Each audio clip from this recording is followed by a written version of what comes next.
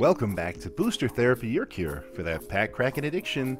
We're here with a little top 10 list, some things we'd like to see, and we're going to call this one our top 10 Commander hopes and dreams. And we're going to share those all with you. But real quick, some quick ways to help support the channel. If you're not already a subscriber, please become one. Hit that thumbs up button when you like us. Others get to see us, so we like you for that. The other way is by becoming one of our patrons by joining our Patreon. There's a link in the description below that will tell you how to do that. And the final way is to click the nobleknight.com link that is in the description.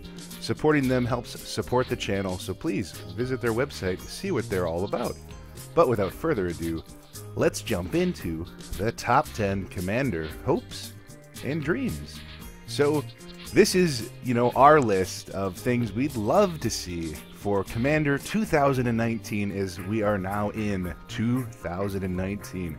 That's right, 2018 flew by with some pretty exciting things for the format. I mean, we got Battle Bond, which was amazing. We got Commander 2018, which I know a lot of people had a lot of heartburn over, but there was still some fun cards. We got some interesting Planeswalker commanders, which isn't necessarily my favorite. I don't think Planeswalkers work as well as a commander. I think they're pretty vulnerable.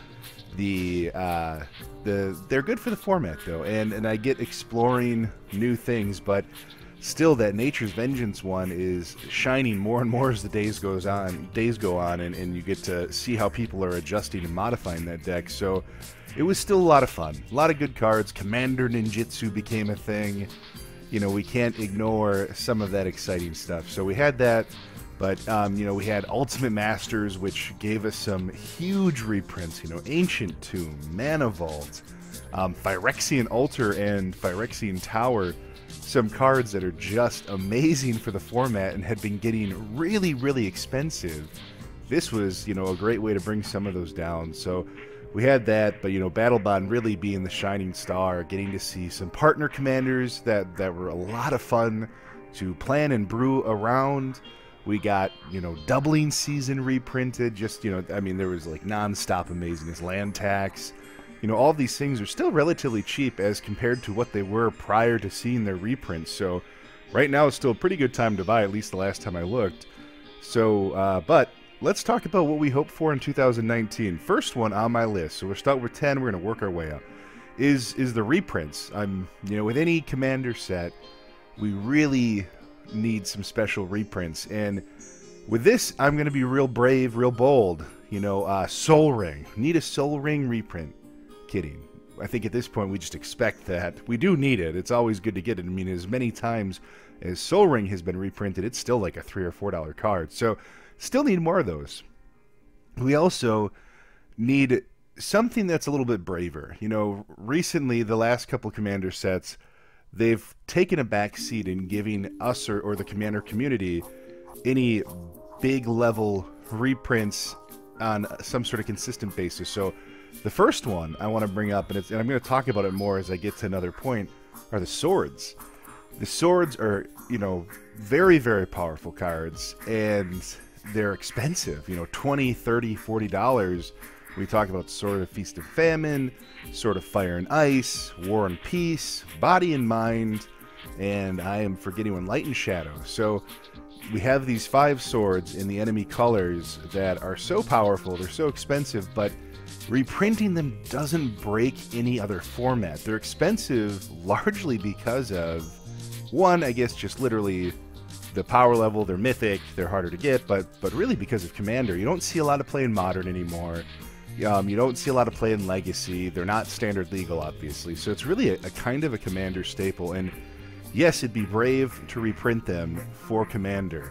And as we talk about another point in a minute here, I think it would be really easy to do all 5 if they followed a bit of the logic I'm going to run with. But the swords need a reprint, and just think about getting to buy a Commander 2019 box that is going to have Fire and Ice in it, something like that. It would just be really exciting. The other one is, Mana Crypt, which they've already reprinted, so maybe it's not as likely to see a reprint, or maybe they'd be brave enough to say, yeah, we already did it, we can throw another one in there. But mana rocks like that, some of the power ones, Mana Crypt, Mana Vault, you know, things like that, to see that alongside of Sol Ring, or maybe even taking the place of Sol Ring, would be really exciting, and it would just put more value into it. I think every person out there is happy to pay the new price tag, you know, being 35, 36, now it being 40, maybe 44, or whatever it is now. It would be fine to pay that if you put the goods inside that price tag, and I think that's what really led people to be disappointed about Commander 2018. Is it wasn't necessarily that the decks were just terrible, it's that you raised the price and you decreased a bit of the value that you baked into these things. And giving us some super powerful mana rocks, Grim Monolith even, some of the ones that have just kind of creeped up in price more on scarcity than play, would be really nice. And the last reprint I'm going to talk about, there's a lot we could talk about here, but the last one that would be really exciting is a good land cycle. So I'm not saying they need to throw fetch lands in there. I get how much that could break the modern market, and you know, without saying it, I know we're always trying to protect the collector value, and I'm okay with that. But seeing something strong here, whether it's the man lands or it's even a reprint of the Battle Bond lands if they wanted to do that, even the battle lands from Battle for Zendikar, we need a true dual land, or a better dual land, and not all of these cheap and easy, they come into play tap things, even check lands. You know, just give us a better land cycle being reprinted. You know, it's something we really need, something we haven't seen for a long time. So hopefully they can add that to the list of the reprints that they're already doing. So number 9 on the list is non-commander Planeswalkers, and this could be new or old. So anytime we've seen Planeswalkers in the commander decks, they've always been because they're the commander. I'd love to see us get something that's a Planeswalker designed for the deck. So kind of a niche Planeswalker. It's not going to have much utility maybe outside of what you're building within that deck, but a Planeswalker that is for the deck, that really drives some of the fun home. But again, it's not the commander. It's just a part of the 100 cards you're getting is this wonderful Planeswalker. You know, we could even play it really safe and say, let's go with the Lorwyn original 5. You know, none of those are broken in power levels. They actually would play really well in a commander format, and they'd be a welcomed addition to a deck that takes advantage of what they do. So, you know, getting to see the old Liliana or Jace or Garruk, any of these would be just some really fun reprints. Or, again, creating something new that's more specific to only being played in that deck. You know, think Aminatu is a good Planeswalker, but not a super powerful one without, you know, running the mechanic of looking for miracles and top decking. It becomes pretty bad, actually. So, you know, something like that really only fits in this format, so we're not introducing something to the Legacy world that just ruins the format itself, but does something to have a little bit more fun with what we're creating here. The next thing on my list, 8, is let's get back to 5 commander decks. You know, I don't know why we went away from that. I guess playtesting probably works a little bit better with 4, because most commander games are played with 4 players, but it would be really nice to get back to 5 commander decks. This also makes those swords a lot easier to reprint, because each deck gets a sword. So I hope to see us come back to 5 commander decks. I think people will still really pay quite a bit to get those, and a lot of the collectors will still buy all 5. So I don't see WotC losing money on something like that. It just takes a little bit more time to develop it right, to make something that's not going to interfere with gameplay or anything like that. But you know, to test the decks before selling them, which I know they do, which we all appreciate. So the next thing, so that's number 8, 5 commander decks, would love to see it. A simple number 8. Number 7, allied commanders. So this is something I would personally love to see, is some sort of low-cost 5 commander decks, and we stay at least with the allied commanders. I think the nice thing about this is it's on flavor with Ravnica, the theme that we're getting right now in Standard. So, you know, we could start with the Gruul, Azorius, Rakdos, Selesnya, and Dimir, making a commander for each one, and you could either make it on flavor, with what the current mechanics are that we've seen in Ravnica, or maybe you can explore something a little different that those color combinations could have, but maybe don't already have in current Commander play. So, when we say Gruul, every time we think, well, it's red-green. So we're going to ramp and we're going to hit things and be efficient and effective with creatures. That's the game plan. But maybe we don't do that. Maybe we do something that's a little bit different with that theme and walk a different direction rather than just, trying to, attack our opponents. Maybe we do something that has this kind of unique draw, discard, dealing damage while you get there mechanic. Something like that has an ability off the discard, madness or otherwise. Azorius, every time we got a white-blue, it's about control and locking things down and stabilizing the board and drawing cards and, mass board wipes. Maybe Azorius, we look at a small commander that's focused more on the attack mechanic and playing off attack abilities, bouncing and otherwise. So something like that. But I would love to see, 5 decks and then getting, to start it off the right way, allied commanders where we get one of each of the allied sets. So Gruul, Azorius, Rakdos, Selesnya, and Dimir. The other thing that I think would be fun with that is if we go back to the Swords reprint, you can tell I really want this, is you could really balance that the right way by giving each one the enemy colors that would, battle well against the other two. So when we're talking about play testing these against each other, I really think that just brings some exciting synergy to the whole setup. Number 6, it kind of goes on with what I'm talking. Pick interesting archetypes. What we could do is if we don't go on theme with what's going on in Ravnica, but let's say we pick these 5 decks, we pick the allied colors. What you could do is look at the past. What have you done well with Commander products? And doing something with that, but not with every single deck. So to give an example, to make this clean, is we take Gruul. Something we don't have in Gruul is we don't have a good werewolf commander, and I'm a man who loves werewolf tribal. I've talked about in other videos, and you'll see a deck tech for a non-traditional tribal challenge that my play group made, where I went with werewolves, and you realize that there, besides the one I choose, which isn't really a werewolf, there isn't a good werewolf commander, and it would be nice to see that. So let's say Gruul, you take tribal, you do werewolves, and maybe you have the eminence ability because it was really popular, it was a lot of fun. Just be careful, don't make it too strong because some of those were insanely strong. You didn't have to be clever to play it, it just had to exist. And we want to have something that has a little bit more challenge to get there. But you could do eminence with that. Azorius, you could do experience counters and bring back using the experience mechanic that we had in the past that was really good.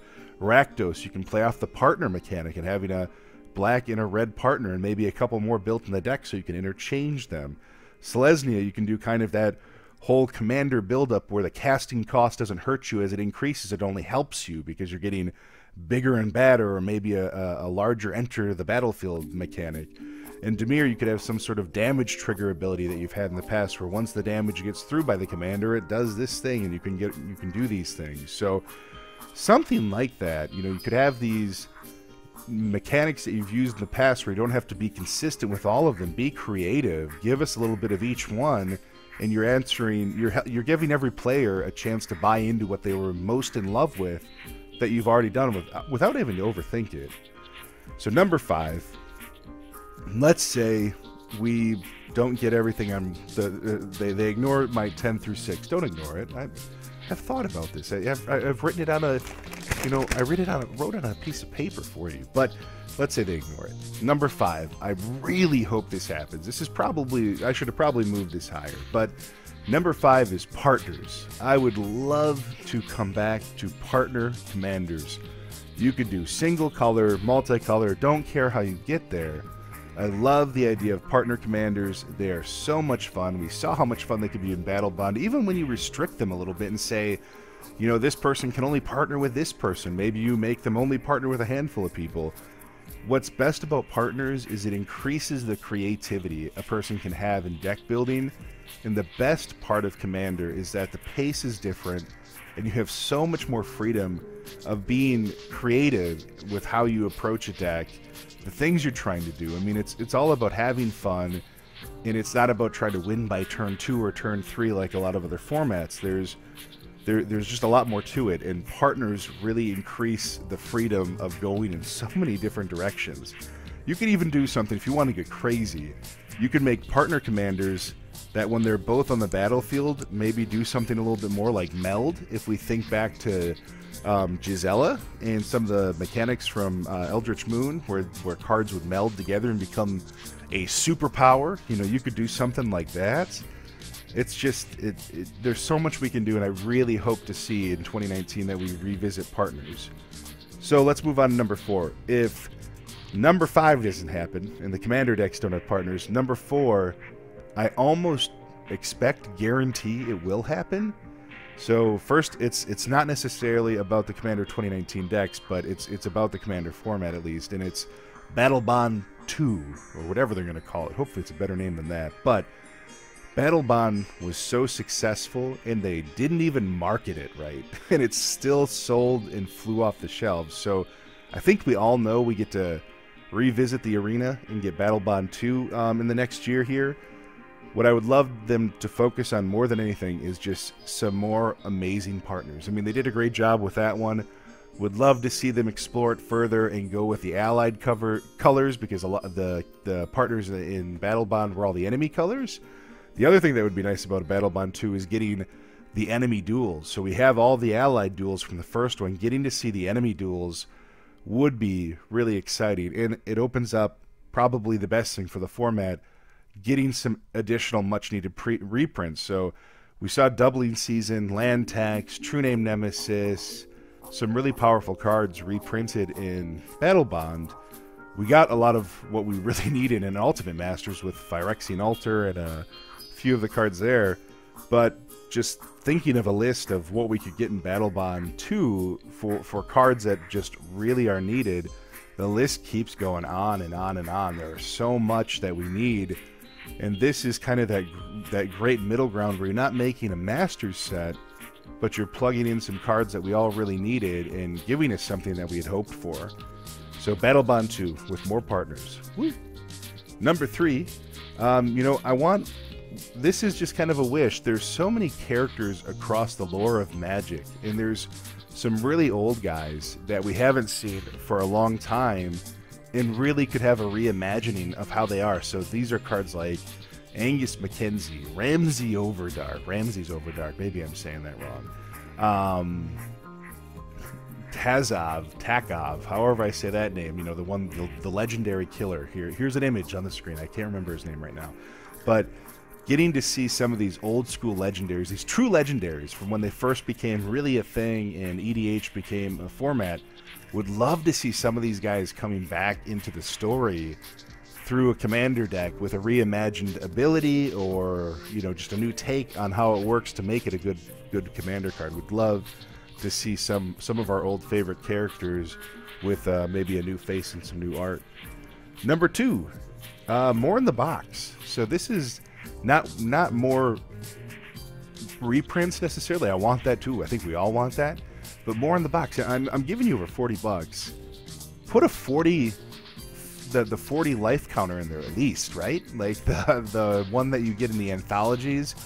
They're really good. I mean, they're perfect for playing Commander. So give us a little bit more in the box. You know, that's my minimal request is the 40 life counter. But you really could add a little bit more in there that just makes for fun in the format. Things that we're all using. That Commander needs, you know, to think a lot of the other things, a lot of the other pre-made decks and otherwise get a spin down counter. You know, give us our form that we need, so we can have a little bit easier time counting life, or maybe even access to some sort of exclusive downloadable content for our phones or whatever it is. You know, think about it. It's something we would love to see, and I feel like it's a pretty easy thing to do. And number 1, it would be lottery deck. So the hardest thing I have when buying a pre-made deck is you already know everything that's going to be inside. Everybody knows what's going to be inside. It would be fun to have a lottery aspect. This doesn't change the cards in the deck, but what it could do is it makes the entire deck foil. Let's say 1 out of every 1,000 or whatever it is, that you could actually get a deck that when you open it up, there's some excitement in opening it that you could get a little bit more than what you already thought you were going to get. And you get some sort of lottery win off of it with an all-foil deck, or maybe all the lands are full art lands like you see in Unstable or one of the unsets, you know, something really, you know, quite gorgeous. Getting something like that would be a lot of fun. It would just make it that much more fun to buy the product and explore your chance to win, you know, something a little bit bigger and badder than what everybody else is. Because in Commander, we all know we love blinging out our deck, and giving us a chance to win that bling is pretty exciting. So I'm not saying it's gambling or anything like that. I'm just saying you're surprising the fans. You know, something like that would be fun. So that's it for our top 10 list for what we hope for Commander 2019. Hopefully you enjoyed this. If there's things you'd like to see, feel free to leave a comment below. I always love hearing other people's ideas on things that they would love to see or some of their favorite parts of Commander. If you're a Commander player, feel free to put a comment below. Let us know what you're hoping for, what you'd love to see, and you know what we all hope for, I guess, is just a really fun 2019. You know, Wizards does a really good job looking at the little things from the past and working to improve on them, and every year we see some of those improvements play out in real life, and it's always really quite good. So, you know, that's our top 10 list for this. Share what you got for us. We'd love to hear from you guys. Otherwise, make sure you hit that thumbs up. Make sure you ring the bell if you're a subscriber so you get notifications when we put out our content. Thank you so much for all that you guys do. Thank you for your time and sticking with me for over 20 minutes of rambling about what I hope for Commander 2019. You all have a happy 2019, a happy new year, and thank you so much. Goodbye.